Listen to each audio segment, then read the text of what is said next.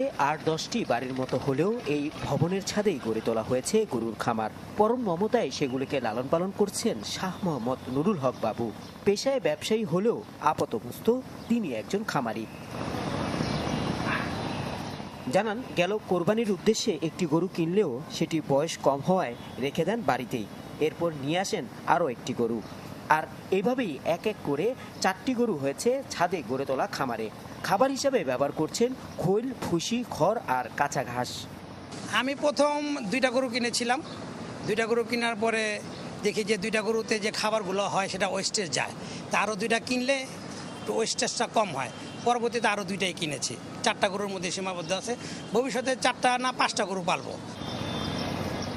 রাজধানীর চকবাজারের সোয়ারিঘাট এলাকার 8তলা ভবনে 150 বর্গফুটের এই ছাদ খামার দেখতে প্রতিদিনই ভিড় করেন নানান বয়সী দর্শনার্থীরা। ব্যতিক্রমী এই খামার দেখে খুশি তারা।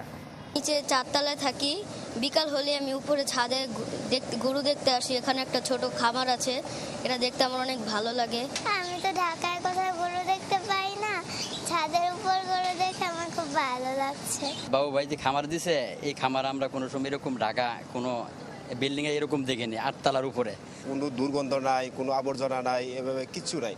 এত সুন্দর পরিবেশ। আমার মনে হয় যে গ্রামগঞ্জে যে মানুষ গরু ফালে, খামার ফালে, কিন্তু এত পরিষ্কার হয় না। বিশেষজ্ঞরা বলছেন উদ্যোগটি ভালো, তবে খেয়াল রাখতে হবে পরিবেশ ও মানব স্বাস্থ্যের বিষয়টিও।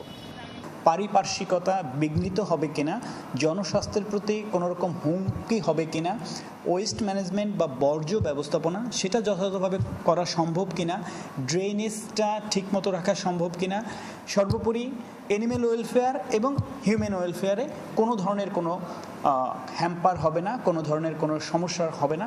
এই ধরনের ব্যবস্থা যদি রেখে করা সম্ভব তাহলে করা যেতে পারে। প্রথমে 2 লাখ টাকা দিয়ে শুরু করা এই খামারে এখন আছে 8 লাখ টাকার গরু।